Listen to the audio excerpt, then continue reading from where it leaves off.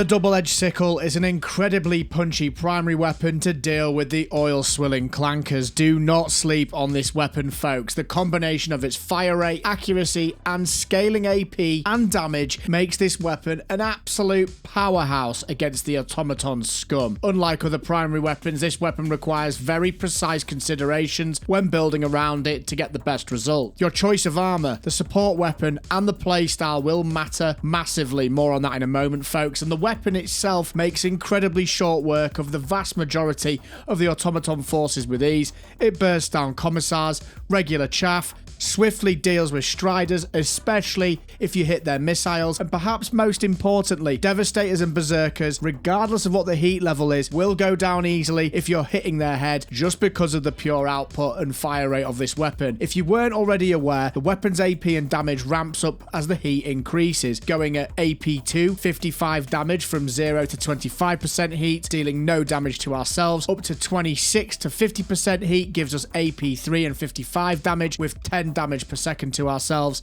Then 51 to 90%, this gets pretty spicy at AP 3 with 70 damage and 20 damage to us being applied. And finally, 91% plus keeps the damage at 70 but gives us AP 4 at the cost of 50 DPS with the fire status effect being applied to us. Where this weapon really begins to shine is its ability to melt hulks down with well-placed flurries to the eye when the weapon is at the higher heat levels. This is also the case for the vents on tanks, turrets, and other automaton installations. Gunships also get shredded. This is further supported by our choice of support weapon and stratagems, which make this combo an absolute wrecking ball. But before we move on to that, it's important to address the main concern that puts Helldivers off this weapon, and that is the damage that it does to the player as it ramps up. I'll keep this simple, folks. If you're not using armor with the inflammable passive and the vitality booster perk, do not bother using this weapon. I'll put some footage in the background here whilst I explain this. As you can see, when we're wearing this armor and using this perk, you do not sustain damage until you literally set yourself on fire, and then you can easily lie down to remove the debuff and wait for the weapon to cool. If you're already laid down, you immediately extinguish yourself and only take a small amount of damage, and you can just pop a stim to heal through this. It's really nice. Now, with that being said, to take this weapon to the next level, we need to adopt a specific playstyle and stratagem setup alongside this armor in primary. The core idea is very simple.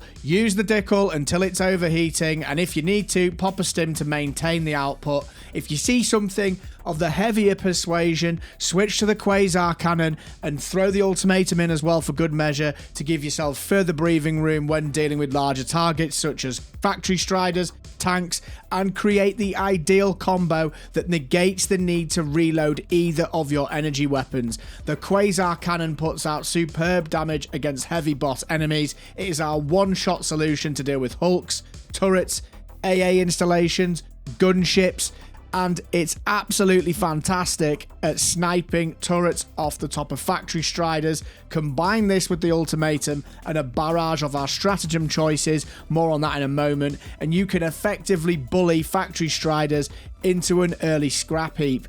The way the Quasar Cannon complements this setup cannot be understated. Give it a try, folks. It absolutely slaps. In terms of the stratagem picks, it will come as no surprise. The 500 kg is a top-notch pick for all the obvious reasons. It can clear screens of enemies with ease, which is particularly helpful when there's a wall of devastators, berserkers, and of course heavy threats like tanks, hulks, and factory striders. It just allows you to reset, folks, and lets you get back on your feet when things start to go south.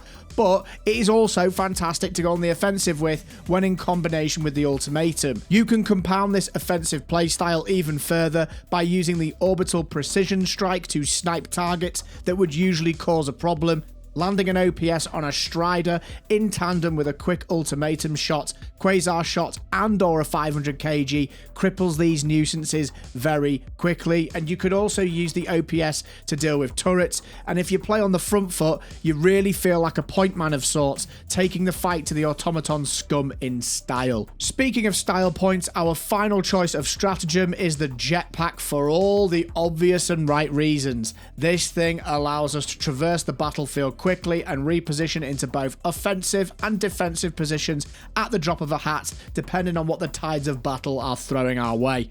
I often find that jetpacking into the air and beginning to charge the Quasar to knock out a heavy threat before they have a chance to respond to the swift and cunning repositioning you've just utilized is incredibly effective. You just need to make sure you're making the right decision and running at full speed with stamina still available to get the most out of your jump. With that in mind, this leads us on nicely to our armor of choice.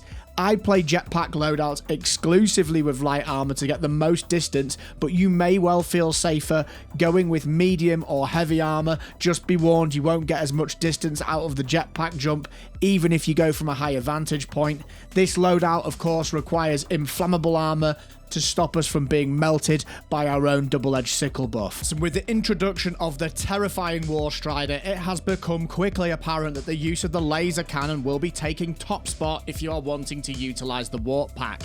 The lack of need to reload if you manage the laser cannon heat correctly fits perfectly with this teleporting playstyle. More on that in a moment, folks. Utilize the WarpPack with a primary weapon that can induce stagger on the bots, and you can literally toy with them. I've been favouring the plasma shotgun with its ability to infinitely cycle stun locks on Devastators and Berserkers, whilst being also able to reposition using the warp function, which makes it even more hilarious. But I have to say, I've been having the most fun with the Eruptor, not only for its stagger potential, but just because of how powerful we all know and love the Eruptor to be, and the excellent utilization this offers alongside the laser cannon. You can deal with vents with both your primary and your support weapon with this setup, and the Eruptor obviously claps fabricators from range as well. Very nice. Much like against the Terminids, the WarpPack allows us to reposition out of harm's way when we begin to become overwhelmed. You can get behind groups of units and also reposition yourself to the side of things like tanks, and also get out of the line of sight of things like factory striders when they've still got their teeth firing at you, which can be very scary.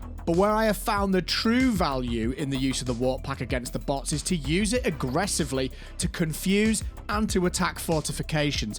For example, instead of running for cover against a turret tower, try teleporting directly towards them to break their vertical line of sight.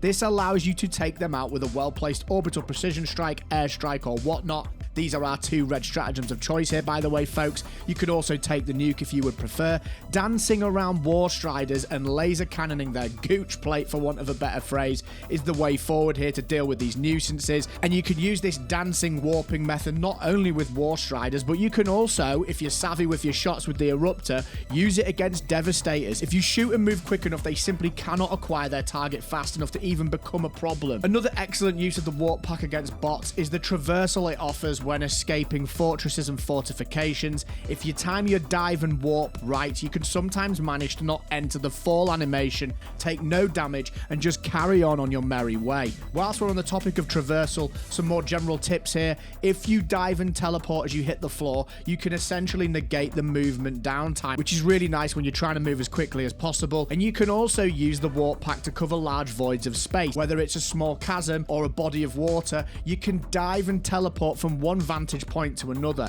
This is excellent for making a getaway, or sometimes even managing to break line of sight or get out of harm's way in that regard. Very nice. Against bots, the Eruptor continues to shine, especially when we implement the wombo combo approach of weaving between Eruptor and railgun shots in a nice fluent manner. The Eruptor can one-shot Devastators and Berserkers if you place your shots well on their weak spots.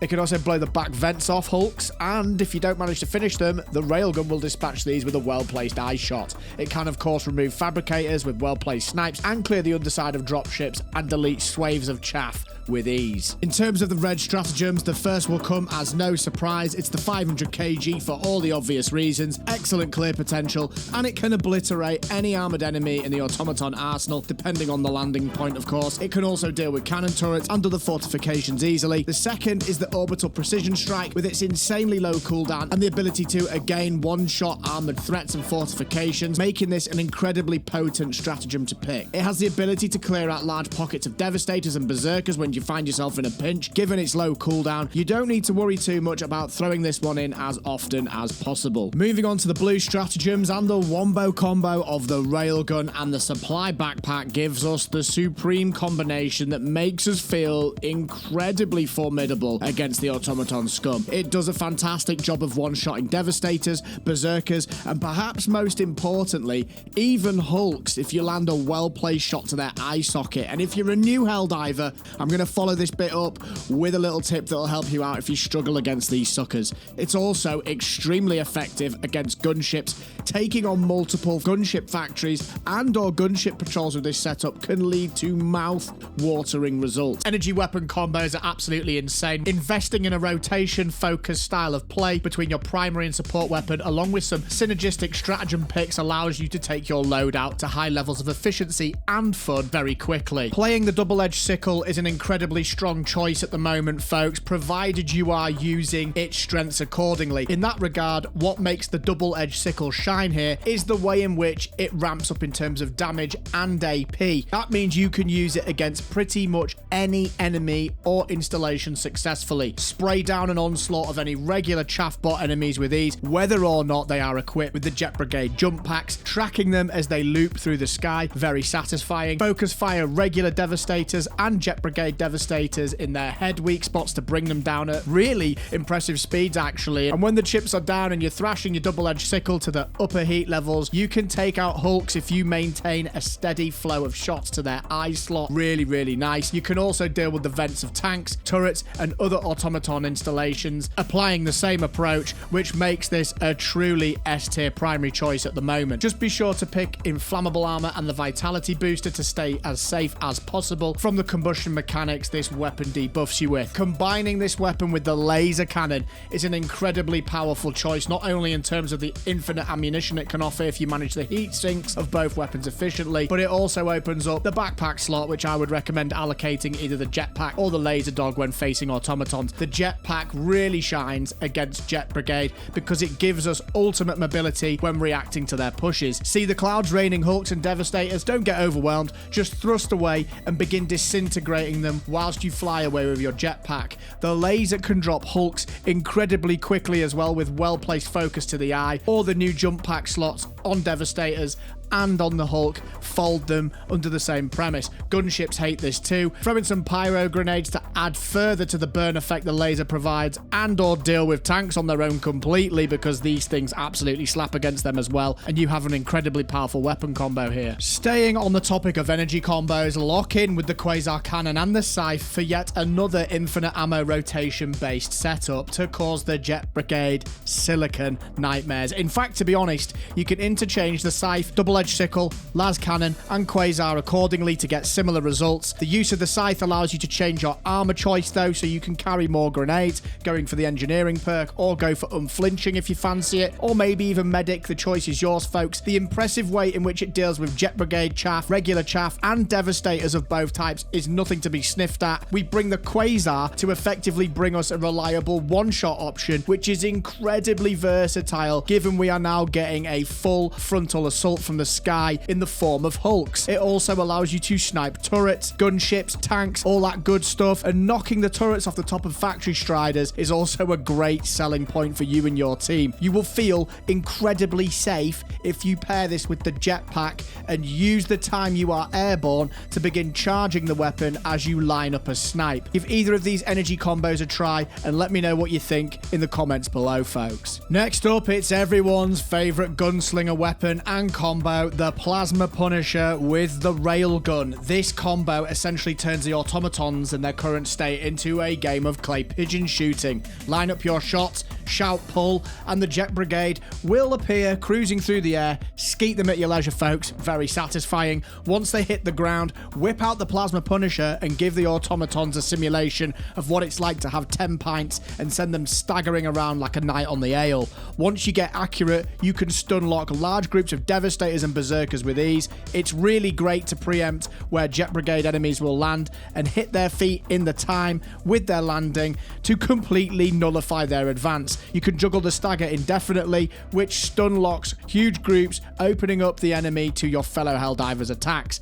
It clears trash mobs in abundance with ease, reducing their numbers swiftly. Pair this with the Railgun and a supply pack and you will have the supreme combination. It can one-shot Devastators, Berserkers, even Hulks with well-placed eye shots, and given how threatening they have now become with their new jetpacks, the strength of this weapon is further compounded. Honestly, if you can get accurate with the railgun, take it off safe mode and just start rotating those shots in, flicking the reload button after every shot, shooting from the hip, shooting down sight, whatever you might prefer, you can do some absolutely amazing work. Give it a try, folks. Before we get into the rest of the weapons, if you're enjoying the video, and only if you are, please do be sure to slap that like button to push this out to other Helldivers who are currently fighting the oil swiller's resurgence. And of course, if you're enjoying the video that much, please do sub to the channel to keep informed for more cracked content. Speaking of cracked, if bullet hell is more your style, the trusty HMG 206 combined with either the Scorcher or the Purifier is an excellent combination to weather the storm against the new Jet Brigade and the Automatons at large.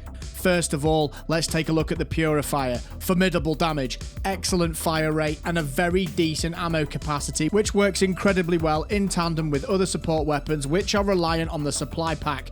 Looking at HMG 206 and of course the railgun, for example. Whether you choose to rapid fire the Purifier or not is your call, but I personally find the charge shots to be utterly devastating against large groups of automaton infantry. Its AoE causes serious problems amongst their ranks and has the same effects in terms of the staggering effect the Plasma Punisher does when it's well placed. It's also incredibly punchy against gunships. If you land your charge shots on the same engine twice, this sends them crashing to the ground with ease. And there's often a debate about whether you should take the Purifier or the Scorcher, and for me personally, I love them both equally. I just go with what I'm feeling at the time. The Scorcher for me feels like it needs to be a little bit more precise to be effective with it, and it can be a little bit less forgiving if you're missing your shot. Charge up on the Purifier is very forgiving, so if you know you're not a great aim, that might be the way to go, folks, but both weapons do incredible work regardless. Couple either of these with the HMG 206, slap it on the fastest RPM, use the peak physique armor if you must to improve the handling, and you can become a wrecking ball when dealing with oncoming tides of clankers.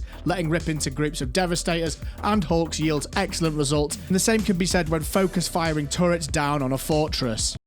Check out this next video, it's got you covered. Take care of yourselves, keep having fun, come check out a stream on YouTube or Twitch, and I'll see you in the next one.